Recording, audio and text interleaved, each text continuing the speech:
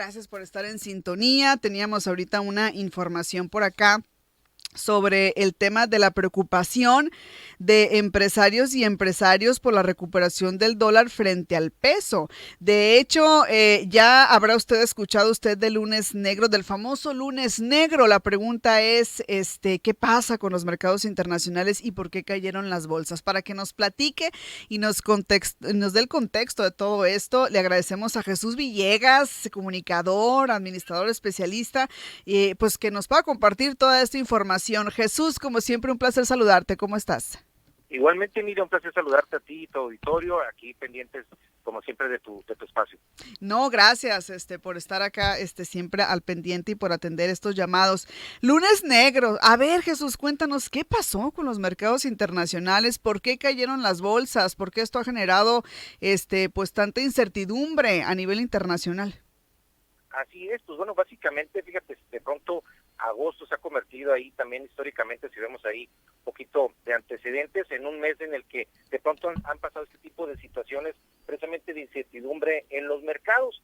Todo, bueno, prácticamente se deriva de lo que fue el nerviosismo en mercados asiáticos. Como sabemos, pues todo en este mundo globalizado, prácticamente todo está interconectado, todo tiene algún tipo de relación importante. En ese sentido empieza ahí un tema de incertidumbre en los mercados asiáticos, derivado precisamente de situaciones geopolíticas globales. El tema, por ejemplo, empieza a pegar el tema de la desaceleración de algunas economías asiáticas, China, una de ellas, y también obviamente el impacto que pueden tener los conflictos también geopolíticos, con el tema militares que hemos platicado también anteriormente en Medio Oriente. Y eso de pronto obviamente se hace ahí un cóctel ahí de diferentes factores.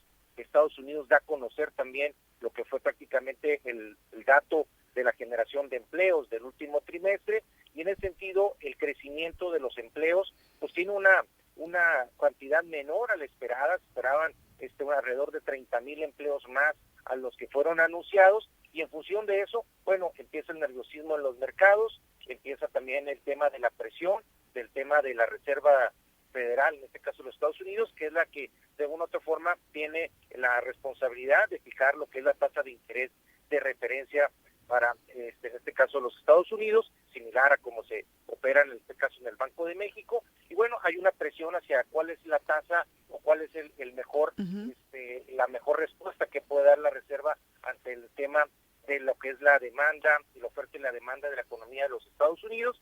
Y en ese sentido empieza un nerviosismo general que se empieza a generalizar a nivel global, y en este caso pues la economía mexicana, muy ligada en este caso a la economía estadounidense, pues obviamente tiene un efecto directo en este sentido. ¿Por qué? Porque al momento de que se empieza a visualizar la posibilidad de que el sentido de la creación de empleos en Estados Unidos continuara a la baja en un periodo más, bueno, se abren ahí de pronto las alertas de la posibilidad y se empieza a hablar de palabras como recesión, lo cual obviamente en este momento no es prácticamente el concepto adecuado, es solamente un periodo en el que hubo una creación de empleos por debajo. Tendríamos que hablar de periodos consecutivos a la baja, y también de otros factores económicos como para poder hablar ya de manera técnica de una recesión per se en los Estados Unidos. Pero obviamente la posibilidad de que disminuya en este caso la fuerza del mercado estadounidense, por supuesto que pone nervioso a quienes le apuestan a México por estar una economía sumamente ligada a la de Estados Unidos. Así que por ahí viene el efecto, y es un efecto que obviamente tuvo su rebote. Tú hablabas muy bien ahorita del tema del lunes. Conforme ha avanzado la semana, ha habido un rebote y una recuperación del peso, de la cotización del peso frente al dólar, pero todavía no a los niveles en los que habían estado las últimas semanas, ¿no?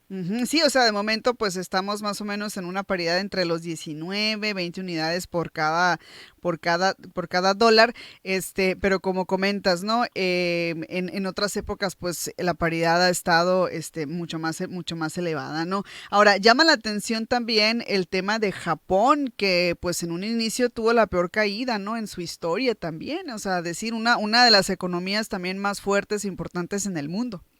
Exacto, y en el tema de Japón ahí vemos, por ejemplo, cómo fue también una confluencia de diferentes factores.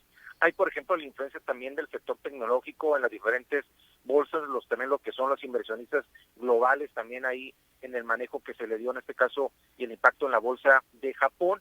Y hay ahí vemos países en los que, por ejemplo, en el que el tema de la bolsa, en el caso de Japón, sí tiene una importancia más significativa que lo que puede representar en México. Si vemos precisamente el porcentaje de la caída, en este caso de la bolsa, en este caso de Japón, versus lo que fue la caída de la bolsa de México, pues vemos que fue una caída más moderada, sobre todo porque no representa la cantidad de empresas, en este caso la importancia que sí tiene Japón versus lo que tiene en México. México no es una representatividad tan importante, tan alta, vamos a decir, de lo que tiene la Bolsa Mexicana de Valores, porque no son muchas empresas o tan significativas que participan en el mercado accionario. En ese sentido, Japón sí está más ligado a eso.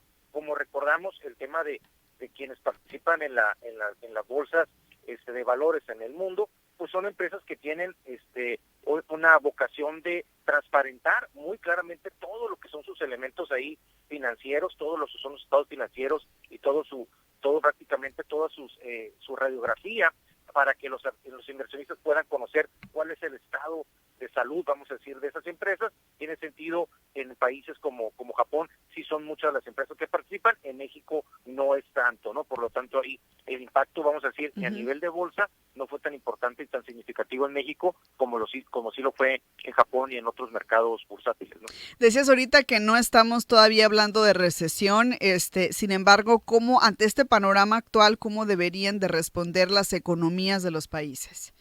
Sí, en este caso la presión ahorita es hacia la reserva para que en este caso mueva la tasa de interés. Como recordamos anteriormente que hemos platicado aquí contigo y tu auditorio, el tema de el manejo de la tasa de interés de referencia que maneja la Reserva Federal de Estados Unidos o el Banco de México en nuestro país, prácticamente es un incentivo para generar efectos en la economía directamente del país. Ante mayor tasa, obviamente disminuye la posibilidad de que aumente el consumo, pero también está ligado a factores como la inflación. Entonces, en ese sentido, hay una presión, en este caso, a cuál será el manejo, en este caso de la reserva, de si mantiene estable la tasa de interés de referencia o la incrementa para tener ahí también un efecto sobre la economía.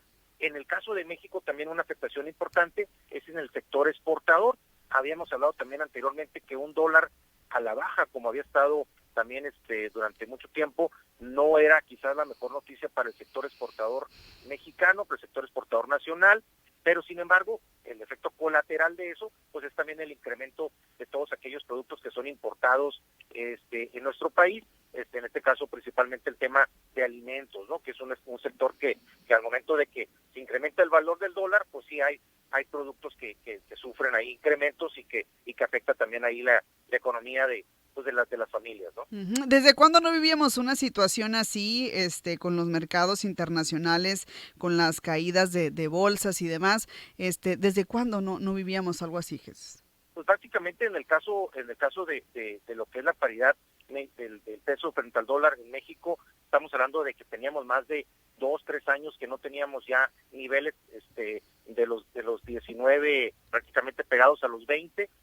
Ha habido, una estabilidad importante. Se hablaba del superpeso, ¿no? De la estabilidad que había tenido recientemente, pero más derivado precisamente de factores externos, ¿no? En ese sentido, creo que también hay un factor importante de cara a lo que sería la estabilidad de la cotización del peso frente al dólar en los próximos meses, pues va a estar derivada también del tema de obviamente de los diferentes elementos que anuncia Estados Unidos en el tema del empleo como un factor importante, un indicador importante, pero también hay situaciones en este caso relacionadas con los temas, como decíamos ahorita, militares, geoeconómicos también, y por supuesto también lo que hace la propia economía nacional, en este caso el gobierno mexicano, también para poder incentivar también el crecimiento económico, porque factores como el crecimiento económico o las perspectivas de crecimiento económico de las economías también es importante, no nomás lo que le pasa a Estados Unidos, sino también en México, cómo son, en este caso, las perspectivas económicas de cara al próximo año, de cara al cierre de este mismo año. Son factores también importantes para saber, en cierto sentido, los mercados a qué economía le apuesta, ¿no? México ha sido una economía que prácticamente ha sido muy favorecida en el tema de que le apuesten los inversionistas internacionales de manera recurrente por el tema del atractivo que generan el diferencial de tasas de interés, pero también porque le apuestan a una economía también en crecimiento, que obviamente es importante mantener esos indicadores y esas, ¿cómo se dice?, percepción ante los inversionistas, porque los inversionistas siempre son, pues obviamente, pues buscan de una u otra forma la estabilidad y pues no les gusta de pronto ver un poquito de riesgo a las economías de los países, ¿no? Ujú. ¿Cómo impactaría, o no sé si tenga alguna repercusión en el tema de Estados Unidos, el hecho del proceso político electoral en el que también están inmersos actualmente?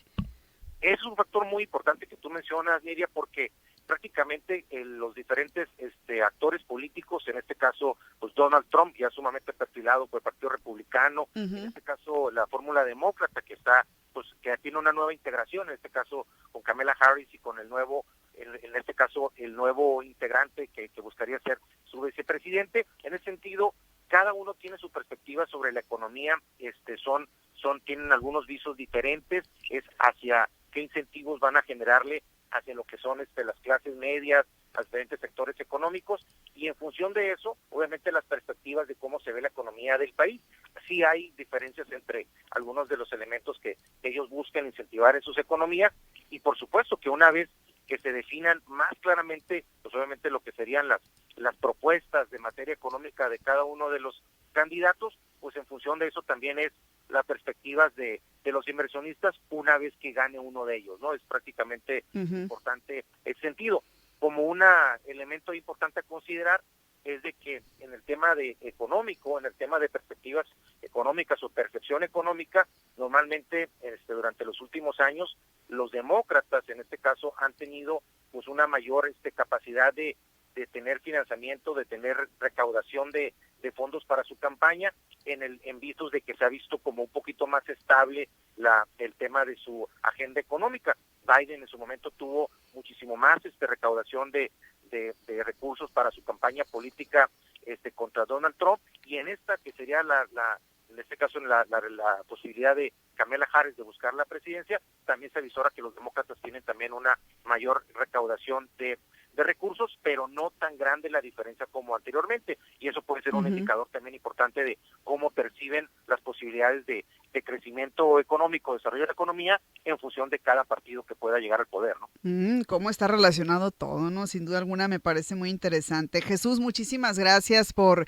compartir estas impresiones, este tema que ha causado, pues tantos comentarios, se podría decir que en algunos casos angustia, especulaciones y demás. Pues te agradecemos muchísimo el conversar como siempre con nuestra Como siempre, un audiencia. gusto acompañarte, Miri, a ti en tu auditorio, y obviamente pendiente de todos esos elementos para seguirlos comentando contigo y tu auditorio. Claro que sí. ¿Cómo te seguimos en redes, Jesús? Claro, sí, a sus órdenes en Jesús Villegas G, ahí en Twitter, y también en redes sociales también como Corte de Caja. Ahí estamos siempre a sus órdenes y pendientes de sus comentarios.